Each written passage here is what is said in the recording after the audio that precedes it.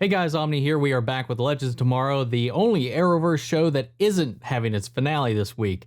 We still got a couple more episodes of this season to go, and I'm curious to see how this all pans out. I've really been enjoying this. It's still been a little hit or miss, but I've had a lot of fun with the show. It's just a different tone than the others, and it allows us to do some wackier, zanier things at least, and I can always appreciate it for that. That being said, if you haven't seen this week's episode, be sure to tune out and come back once you have, because I will be going to some spoilers for this episode. So in this episode, we open with the gang trying to figure out their loom problem. They're trying to figure out how they can somehow help Charlie wield the loom without dying to its power. So they're trying to figure out some way, some spell, some magic ability to allow some of them to be able to wield it with Charlie so that she doesn't have to do this alone.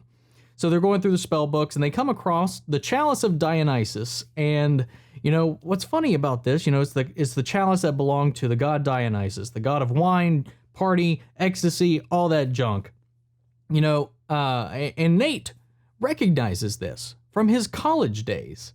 Apparently, his college's rival school, one of their fraternities actually had the cup. And they figure, we need to go to college. So we get ourselves a frat drinking chug party sorority fraternity fest episode. And for the most part, it was pretty entertaining. I liked a fair amount of this episode. It was really cheeky. It was a lot of fun.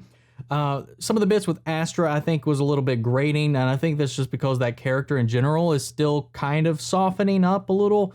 And she can still come off pretty harsh at times. And she does kind of put a damper on their plan for a hot minute. So when they start to go there, they just immediately approach that fraternity.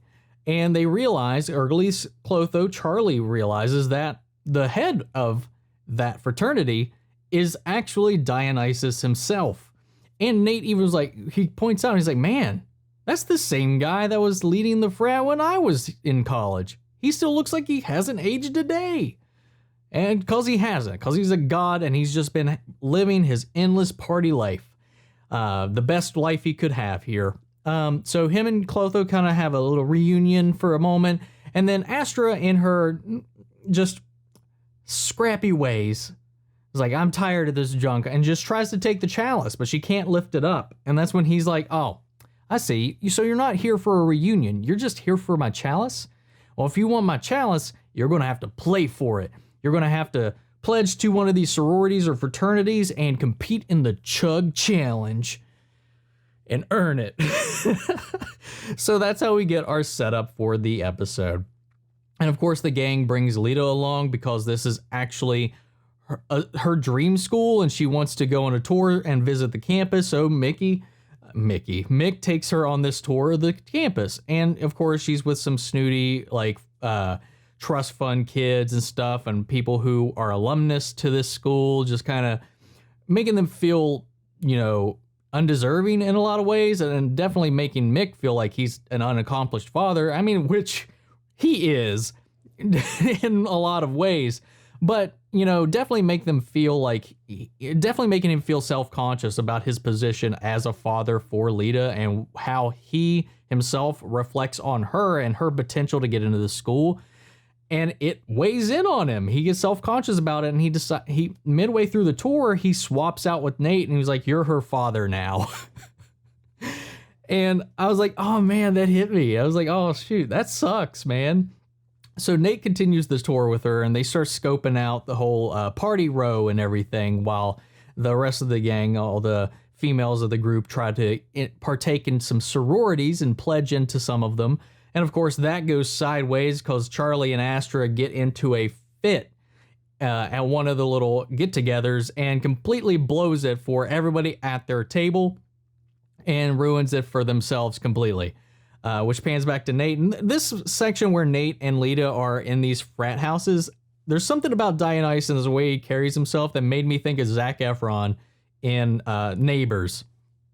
I just got those vibes. I don't know if it was intentional, but I know that this is kind of a trope as well with these types of films, this type of setup genre, because, Van Wilder is a big one too, Ryan Reynolds.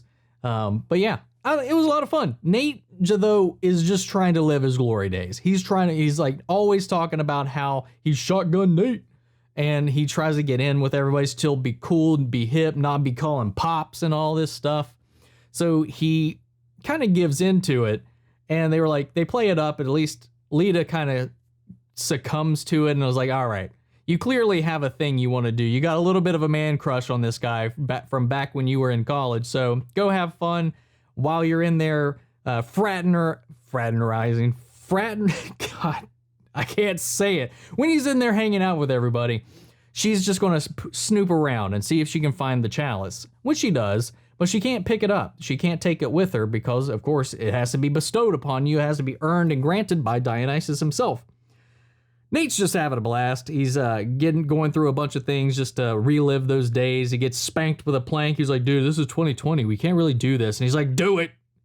And they spank him with the gigantic wooden paddle, but he steals up his ass and it breaks it. And they're like, dude, yeah, what'd you how? He's like, yeah. Nate in this episode cracks me up. He goes balls to the wall, frat bro, and it's hilarious. You know, he buddies up with Dionysus, and they call him Dion for short in this, and he takes a little bit of a hit from his special keg, which puts him under his spell, because anybody that drinks or parties with him gets that euphoric feeling. They get lost into it, and he's basically taken under his spell. And while under that, he reveals the entire intentions behind their plans to compete in the Chug Challenge to begin with. And he reveals that they're trying to repair the loom by using the chalice to get themselves immortality so that they can survive using it. And that's when Dionysus is a little sketchy on the whole thing. He feels threatened by this because, you know, back before the loom had been broken, you know, everything was confined by fate, everything was predetermined, everything was locked in, and he's afraid that if they put the loom back together, free will go away once again, and his unending partying will cease. So he intervenes. So before everything goes into awry, because the gang got kind of shafted out of joining any sororities, they do the typical thing and try to start their own. But just as they get all of that off the ground, they even recruit some of the girls that were also cast out because of Astra and Charlie's fussing. They get them into their sorority, and they teach them a bunch of throwing knives, random ridiculous assassin stuff, and then just a bunch of other junk. It was a little fun montage. I did enjoy it though. But after it's all come to fruition, Dion shows up and shuts them down. He's like, you're disqualified. I make the rules. I don't have to play fair either, because he's the one that's in control of their favor. And that's when Astra gets a little hissy with everybody, because she was like, we needed to play dirty from the begin with. Going along with your zany schemes just got us to this point, and we just wasted a bunch of time. So they finally give in. It was like, what would you do? Well, let's sabotage it. We're going to go and do this the underhanded way. And they do make a good, fair point that because he is a Greek deity, their powers is based on their worship. There are followers, the people that give praise to them. The more people that follow them, the greater their strength is. So their plan now is to lure everybody away from his party to their own, so that he loses his followers and therefore it loses his powers. So the team starts sabotaging a bunch of things, hacking into his music and playing some really zany yodeling stuff. They destroy his beer stash, and they just really start to get everybody to pull out. And, you know, he sees what they're doing in the end, and he was like, what, party I'm not invited to? Finally shows up with his, you know, dude bros and Nate, who's still just infatuated and under his spell. And I guess that's still enough for him to still have some powers, I guess, because it didn't work. They still, Mick and Lita still could not pick up the chalice. And, you know, there's a little moment too before this where Mick did rejoin up with Lita that I really thought was really touching and endearing, because he tries to impress her and tries to leave her this kind of legacy as well, because he time travels and does that thing they mentioned that they shouldn't do a couple episodes ago, and he messes with time. He goes back in time and donates a bunch of his funds to the school to even get a building named after them. And he's like, that's not what I wanted. I just wanted you to be with me. I didn't need a building. And he's just like, I mean, I'm nothing to be impressed by. He's like, you fought a hell dog. Screw these trust fund brats or whatever. You know what? Screw it. Let's go piss off some rich kids. And I like that. It was a really good moment. I think, I don't know, there was something about their chemistry in this episode specifically that I really enjoyed about those two. It felt like it was really kind of blooming. Anyway, back to the gang. They're still not able to get the chalice. So the last ditch plan is that Sarah challenges Dion to beer pong. And it's a loser take all. Your Dartmouth rules. And, you know, she plays to her strengths since she's got her future sight.